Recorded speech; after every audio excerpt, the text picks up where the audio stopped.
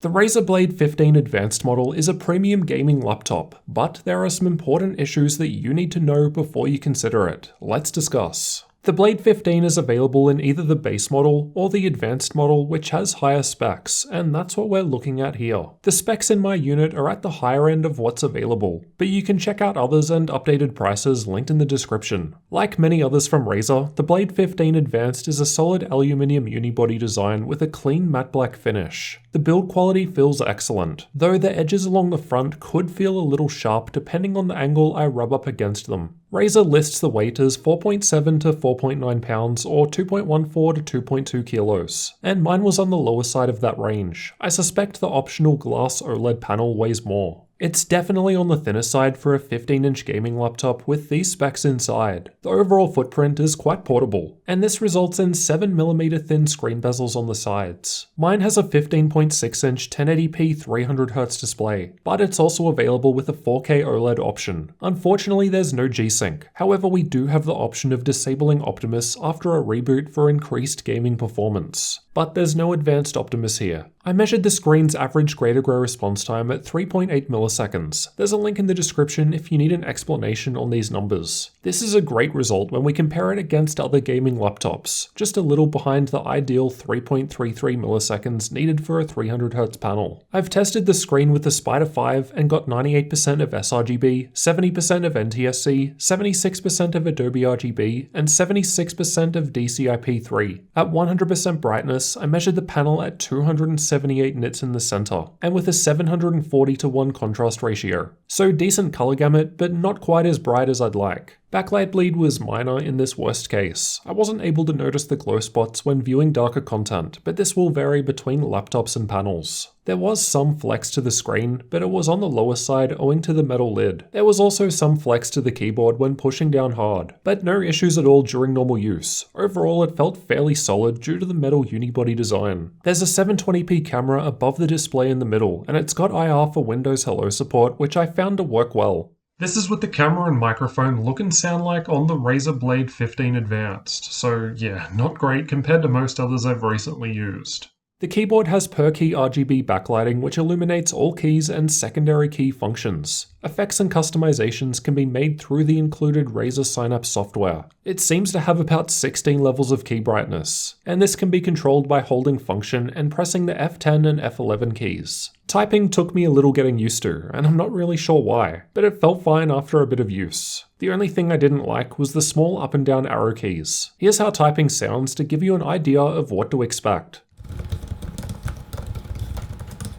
There are front-facing speakers on either side of the keyboard, and although they look impressive compared to others, I didn't think they were that amazing. Perhaps a little above average with some bass. They sounded quite loud at max volume despite measurements not really reflecting this, which I suppose is simply due to their placement. And the latency mon results were looking alright. The power button is found towards the top of the right speaker, which I preferred compared to others that have it as part of the keyboard, so far less chance of mispressing it. The glass precision touchpad clicks down anywhere and is one of the best I've used. It's quite large and makes use of the available space well, and it just feels extremely smooth and nice to press. The matte black finish makes the blade quite the fingerprint magnet. Even light touches show up easily. It's not too hard to clean as a smooth surface, but occasionally I had to give it some extra elbow grease. On the left from the back there's the power input, 2 USB 3.2 Gen 2 Type A ports, USB 3.2 Gen 2 Type C port, and 3.5mm audio combo jack. Hardware Canucks noted in their review that the power cable can cover the USB slot, but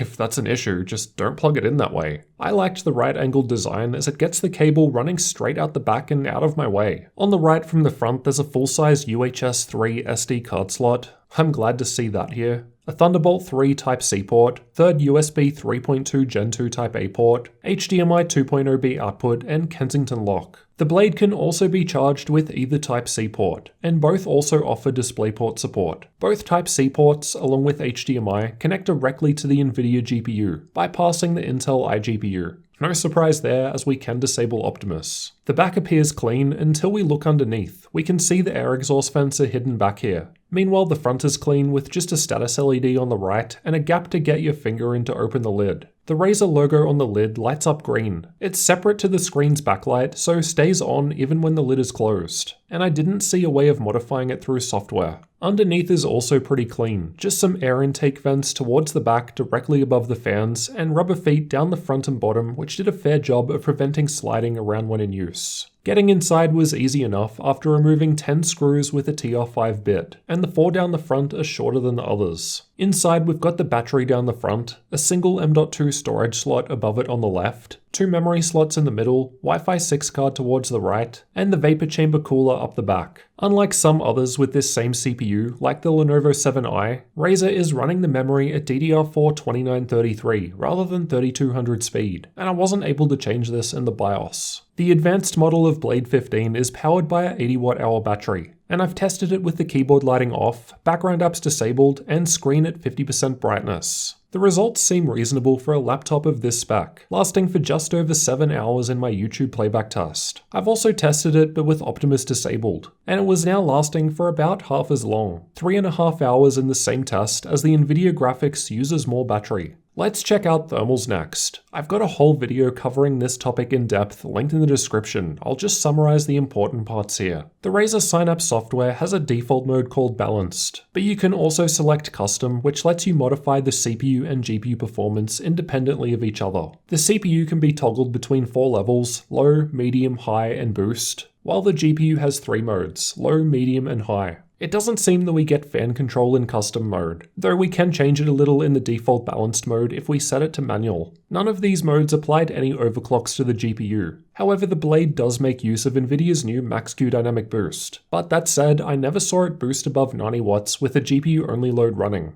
I haven't tested undervolting, as I'm using the latest 1.04 BIOS at the time of testing, which has apparently disabled this. I didn't test the older BIOS, but could at least confirm that it's disabled in the current version with no option in the BIOS to enable it. The idle temperatures were okay with a 21 degrees Celsius room. Stress tests were done with Heaven in Ada 64, while gaming was done with Watch Dogs 2. Temperatures increase in the higher performance modes, and there was some thermal throttling with the CPU boost mode in use. We can see how the power limits are modified with these different modes here. So never above 90 watts on the 2080 Super Max-Q, which was hit with the GPU set to high, and around mid-50s for the CPU best case. These are the clock speeds seen from these same tests. Pretty similar to the Lenovo 7i with the same processor best case, not counting its undervolted results. CPU-only performance was where I noticed an issue. With the CPU-only stress test running and the GPU now idle, we're seeing 55 watts being hit in the best case boost mode. Pretty similar to what was possible with the GPU active in the results we just looked at. This does mean that it's not getting as hot when we're smashing the processor though, but this comes at the expense of less performance. We're only hitting 3.2 GHz over all 8 cores in this test, which is honestly quite weak. This becomes clear when we look at how the Blade compares against other laptops. Keep in mind that this is an 8-core laptop, but the multi-core result is more in line with what we're seeing from 6-core options. The single-core result is at least better than those 6-core options, but when compared to most of the other 8-core laptops above, it's still not anything special. Most other laptops will boost the processor higher when the GPU isn't using power and creating heat, but that's not the case here. The keyboard area never felt hot, though the wrist rest was warmer than many other laptops when under load, which is likely due to the metal unibody design which conducts the heat. It did feel quite hot right up the back under the screen, but you don't need to touch there, so it shouldn't be an issue.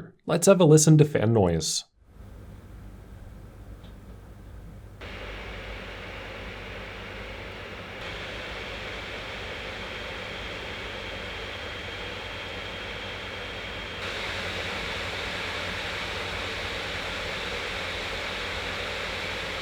It was just audible when idling, but even worst case, it's not as loud when compared to many other laptops I've tested. Now let's check out how well this higher end configuration performs in games and compare it with some other laptops. In Battlefield 5, I've got the Blade highlighted in red. The average frame rate was quite decent compared to others. It's the highest result I've got from a 90 watt GPU so far, and this is likely due to the option of being able to disable Optimus. These are the results from Far Cry 5 with Ultra settings in the built-in benchmark. This time the Acer Triton 500 with last gen CPU and GPU was a little ahead, though this test is more processor intensive, and the last gen Triton 500 has a CPU undervolt applied by default out of the box, and I suspect this is what's giving it the edge. Shadow of the Tomb Raider was also tested with the game's benchmark tool with the highest setting preset. This time the lower wattage 2080 Supermax Q in the GS66 was 1 FPS ahead, though it does have a higher tier i9 processor with higher power limit. Either way, not too different all things considered. I've tested the Blade 15 Advanced in 20 games at all setting levels. Check out the card in the top right corner or link in the description if you want to see results in more games. Now for the benchmarking tools. I've tested Heaven, Valley, and Superposition from Unigine, as well as Firestrike, TimeSpy, and Port Royal from 3D Mark. Just pause the video if you want a detailed look at these results. I've used Adobe Premiere to export one of my laptop review videos at 4K, and the Blade 15 wasn't doing as well as expected. My older Wi-Fi 40 with 6-core i7 and 1660 Ti is doing better here. I've also tested Premiere, but with the Puget Systems benchmark, which also accounts for things like live playback rather than just export times. Again, the Blade wasn't as good when compared to others with higher specs, the exception being the MSI Creator 17, which has a lower result too. In Adobe Photoshop, the Blade is now scoring quite poorly, and this is because this is a processor-intensive test. As discussed earlier, processor performance is lower compared to alternatives, and that's being reflected here. In a workload that's more GPU heavy, like DaVinci Resolve though, the Blade is scoring much better and is closer to the top of the graph, as the processor seems to matter less here comparatively. I've also tested SpecViewPerf, which tests out various professional 3D workloads. I've used the OpenVR benchmark to test the HTC Vive Cosmos Elite, and the Blade was doing alright, near many other 2080 and 2080 Super machines, a little ahead of MSI's GS66, likely as that one has a lower 80W power limit. Regardless, no issues running VR on this hardware. I've used Crystal DiskMark to test the 1TB NVMe M.2 SSD, and the results were decent. Not super amazing for the writes though, but pretty good. The SD card slot is basically maxing out my V90 card, which is great to see, and the card clicks in and sits most of the way into the machine. For updated prices, check the links in the description, as prices will change over time. At the time of recording, in the US, the configuration I've tested here goes for $2,800 US. But there are also much cheaper options depending on the specs you're after. Meanwhile, here in Australia, we're looking at around 6,000 Australian dollars for the top end spec, so quite an expensive option. With all of that in mind, let's conclude by summarizing the good and bad aspects of the Razer Blade 15 Advanced model to help you decide if it's worthwhile. Razer still has one of the most premium looking and feeling gaming laptops on the market. The all-metal body and clean matte finish is iconic for them at this point. The gaming performance is quite impressive when you consider that it's just 0.7 inches thick, and the fans don't get as loud as many alternative options. But this combination comes along with some compromises. The first is that there's just one M.2 slot available inside for storage, making the upgrade process more challenging compared to just installing another SSD. The next is the performance. Despite having Nvidia's Max-Q dynamic boost, I wasn't seeing much boosting. Performance in processor-intensive workloads was also lower compared to most others, as Razer is limiting CPU performance to the same levels regardless of whether or not the GPU is active, despite there being thermal headroom available. Technically, they could change this in a future BIOS update, and I hope they do, as it would greatly improve performance in many tasks such as rendering and editing. Though given undervolting was removed in a recent BIOS update, perhaps it's wishful thinking